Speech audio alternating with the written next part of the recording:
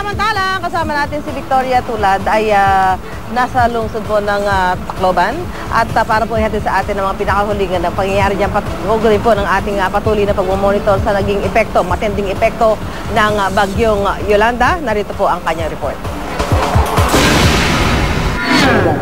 Halos zero visibility na ang bahaging ito ng Tacloban City sa kasagsagan ng hagupit ng bagyong Yolanda. Sa gitna ng malakas na hangin at ulan, aakalain mong nasa gitna ka ng buhawi. Ang waiting shed na ito nagawa sa bakal, unti-unting pinatumba ng bagyo. Sa isang malakas na bulso ng hangin, nilalaro ang bahay ito na bumigay. Halos ganyan din ang sinapit ng mga puno at ilan pang istruktura.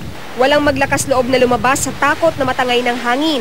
Ang hotel na tinutuluyan ng kasama naming si Jiggy Manikad at iba pang miyembro ng aming news team nagka-crack dahil sa hagupit ng bagyo.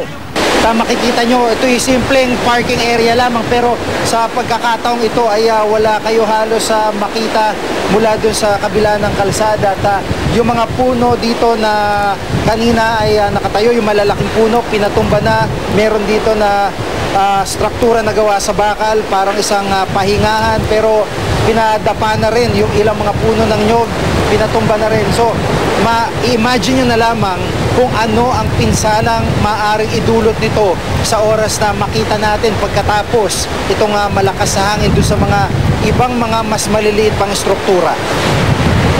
Nakapag-report pa si Jiggy kaninang umaga pero sa ngayon ay hindi na sila makontak dahil napinsala ang mga linya ng komunikasyon sa Leyte.